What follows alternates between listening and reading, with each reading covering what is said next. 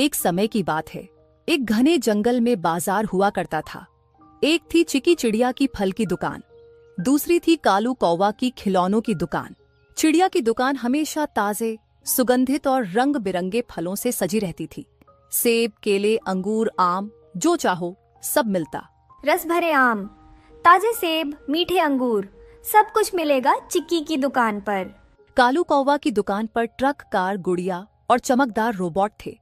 हर दिन वो बच्चों को बुलाने के लिए ऊंची आवाज में चिल्लाता, आओ आओ बच्चों, कार, ट्रक, रोबोट और गुड़िया, सब कुछ मिलेगा कालू कौवे की दुकान पर।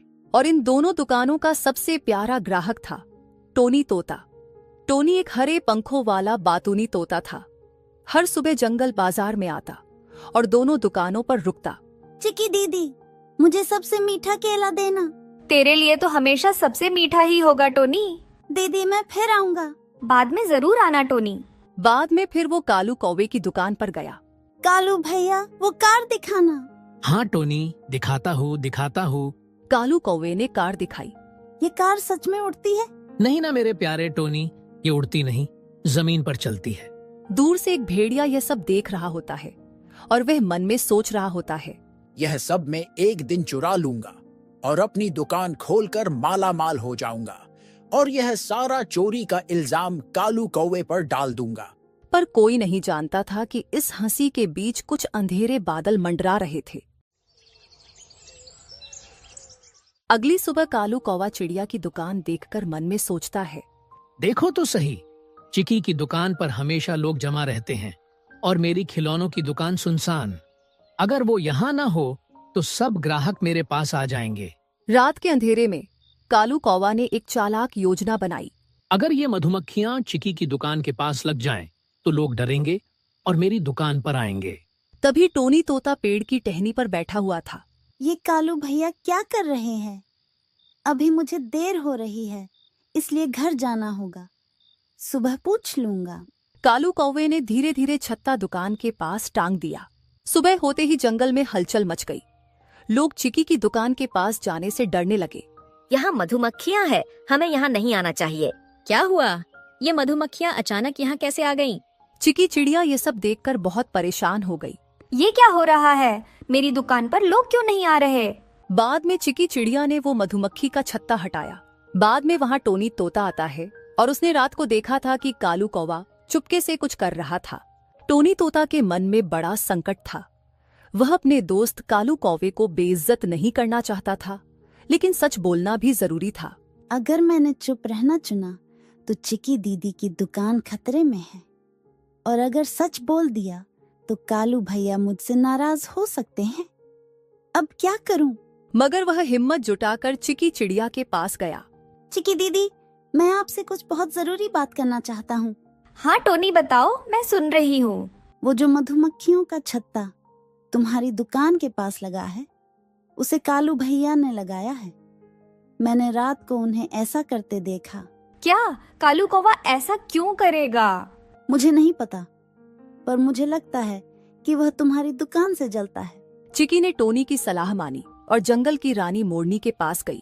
महारानी जी, जंगल में कुछ गलत हो रहा है। कालू कौवे ने मेरी दुकान के पास मधुमक्खियों का छत्ता लगाकर लोगों को डराया है। यह बड़ी बात है।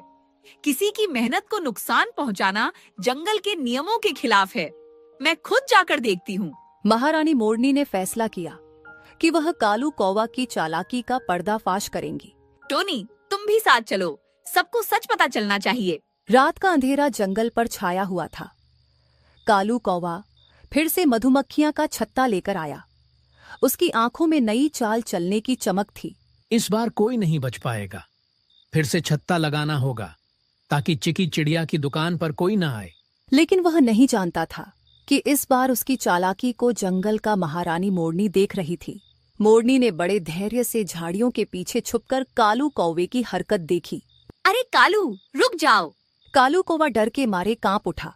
महारानी जी, मैं माफी चाहता हूँ, मेरे से गलती हो गई। मैं लालच में आ गया था। जंगल के नियम साफ हैं। दूसरों की मेहनत को नुकसान पहुंचाना नहीं चाहिए। तुम अपनी गलती स्वीकार करो, लेकिन सजा भी मिलेगी। जी हाँ, मैं तैयार हूँ। महारानी ने फैसला किया। तुम्हें मेहनत करनी होगी कालू। तभी तुम्हें सच में सम्मान मिलेगा। दूसरे दिन महारानी मोरनी के हुक्म से कालू कौवा चिकी की मदद करता है और तभी वहाँ चालाक भेड़िया आता है और मन में सोचता है, अभी मैं चोरी करूंगा तो सारा इल्जाम कालू कौवे पर आएगा। रात के अंधेरे में जब पूरा जंगल गहरी नींद में था, तब भेड़िया धीरे धीरे चिकी की फल की दुकान के पास पहुंचा। आज मैं एक भी चीज नहीं छोड़ूंगा। भेड़िया ने चिकी की दुकान से फल चुराया और कालू कौवे की दुकान से खिलौने। आज तो मैं बहुत खुश हूँ। आज तो मैंने सारी चीजें चुरा ली।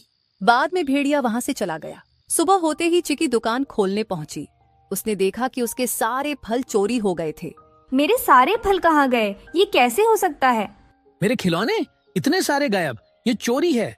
कुछ पंछियों ने बिना सोचे समझे कालू कौवे पर शक करना शुरू कर दिया। कालू भैया तो पहले भी थोड़ा लालची था, हो सकता है उसने चोरी की हो।